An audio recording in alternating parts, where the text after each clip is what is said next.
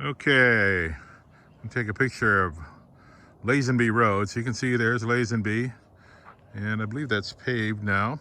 And there's power here, goes to right there. And those folks over there and that, whatever that is, a duplex, I think, they have natural gas. So there would be natural gas close to here. I don't think there's power to that pole there, but there might be. So this is a T turnaround right now. So it goes down there. This is the end of the road right here, and it goes this way. So, okay, take a walk over here. And then I'll walk through the woods to the creek, but I'll show you this here first. So, on this property is still this old railroad chassis. Is this the kind of thing they used to use back in the day to make a bridge across the creek? I don't know that that would be good today. It might be, but I'm just showing you that it is on the property here. So hold on, I'll see if I can go down here without breaking my neck. It's not very far. Okay, so take a quick walk through here. You can see some big cottonwoods, mostly a mix of cottonwoods and spruce and some birch. That's a birch tree right there. And then of course wild roses and things like that underneath here. Walk around this big cottonwood here.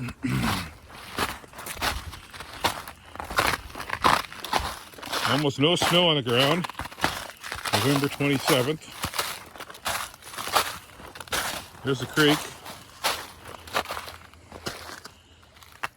So that creek is open most of the winter.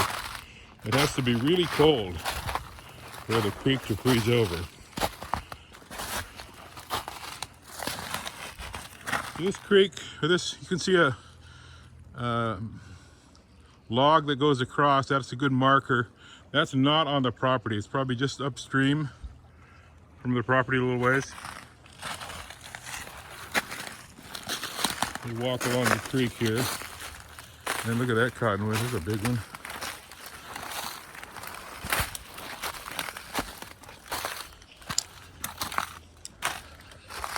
This is old growth.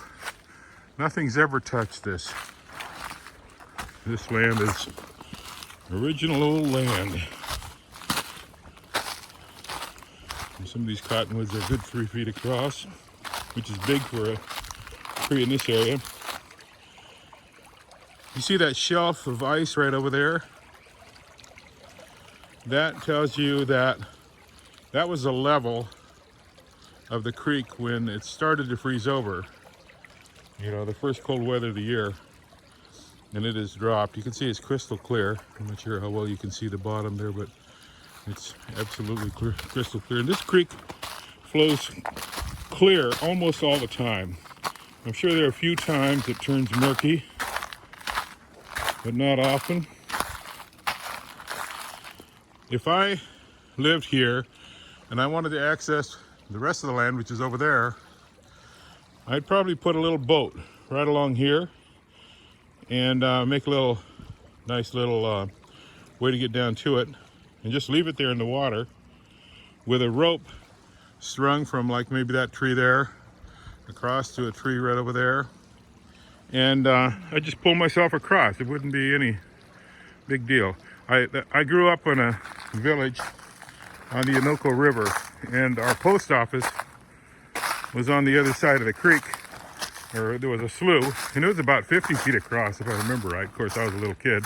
It was big to me, but that was the way we got there. There wasn't a bridge across to the post office. We always went across on there was just a raft there with a rope, and we pulled ourselves across. And we came home the same way. Okay, so you see the ribbon around this tree here, and you look right down here. There's the stake. So this is the line between lot 3 and lot 4. Lot 3 and lot 4 are both for sale. So I'll go out here to the edge and maybe we can Can you see that log up there that I noted at the beginning? So that, it doesn't quite go that far. Maybe, I don't know, 50 feet, 100 feet. This side of there is where this would go from right here, this stake, up to there. And then this will be lot 3 downstream. And I'm going to post a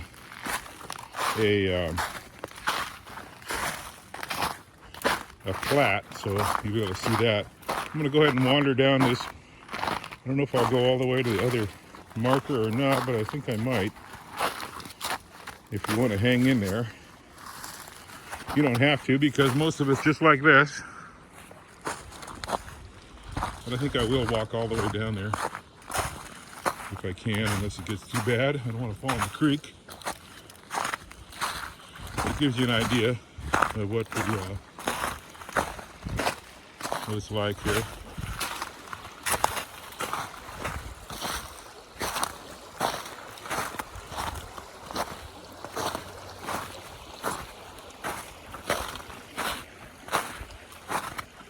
It's actually not that brushy. Looks like there's a little brush coming up here. It might be hard getting through, but I can go around it.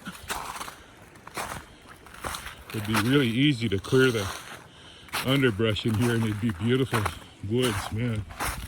Of course, if you wanted a nice view, you'd cut these trees down, because right through there, through the trees, you can't see it, is Pioneer Peak. So you'd have a really nice mountain view if you wanted it. And I think a lot of people would. You just have to cut a bunch of trees down.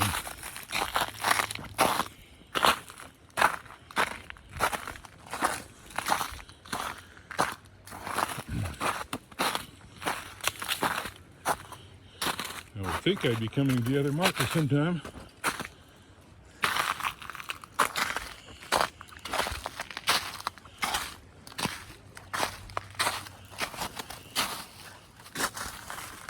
Maybe it's not as plain as this one, I don't know. Oh, I see a red ribbon through the woods over there. It'll be, yeah, here's an idol coming up. Gotta work my way through here though. Watch where I'm walking.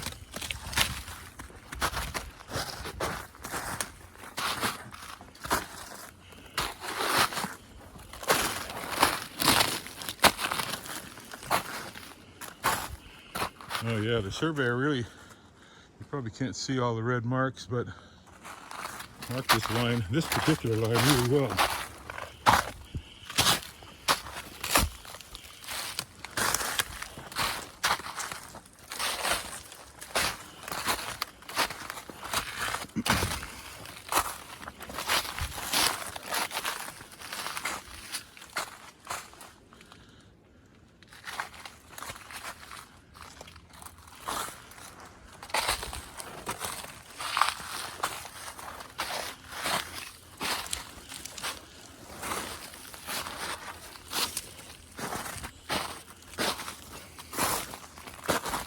Okay, there it is, the other stake, and if you see across there, some marks in those trees too, because this particular lot also crosses a creek. Man, this nice, calm crossing place right here. Beautiful crystal water. Oh.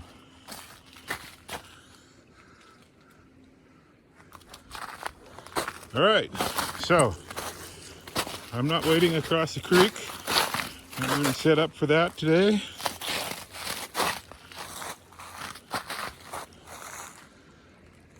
But there it is.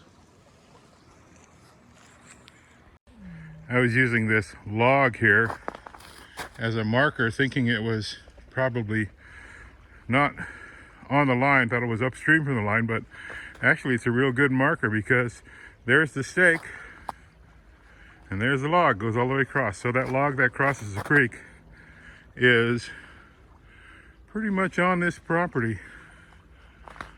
Yeah, it is on the property, because over there is a red ribbon. So it's all on the property. That's a good marker.